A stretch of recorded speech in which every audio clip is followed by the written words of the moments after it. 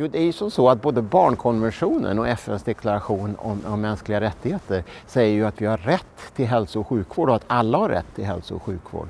Men det är ju inte en realitet. Och det som är glädjande är ju att Martin H. Holmdahl, och det här fina priset som jag får nu, redan på 60-talet så jobbar han med syrgas och att införa mask och blåsa för att återuppliva nyfödda barn.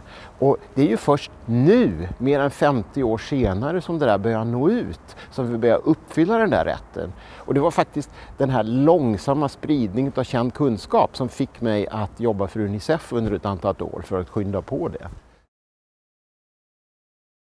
Vi blandar ju ofta ihop hälso- och sjukvård med hälsa, men hälsa beror ju på ett antal bestämningsfaktorer. Det är ju liksom ren och nyttig mat, ren luft, rent vatten, bostad, utbildning, socialt skydd och ja, även hälso- och sjukvård. Och det är ju de viktiga hälsodeterminanterna vi måste jobba med. Och det gör ju att hälsan är ju en produkt av vad alla gör och alla samhällssektorer, hälsa och välmående.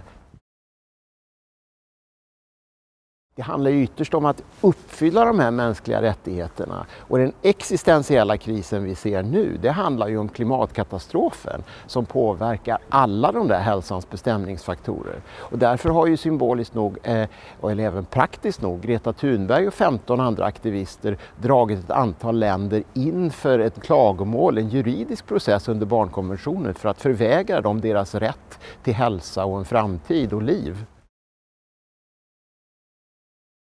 Vi har ju en existentiell kris för mänskligheten som faktiskt riktigt handlar om vår överlevnad. Och att ställa om för klimatkatastrofen för att medge hållbar hälsa, det är vad jag tänkte ägna mig åt nu. Den systemomställningen för hållbar hälsa och universitetens roll ihop med resten av samhällsaktörerna för att ställa om så att vi får en mänsklig framtid för alla. För mänskliga rättigheter är ju inte bara för ett land, de är universella och det har vi skrivit under på alla länder i världen. Det är ju att stå för kunskapen, utbildningen och samverkan där, de här 3 uppgifterna. Och det måste vi göra på helt nya och spännande sätt, för vi har ju bara 10 år på oss.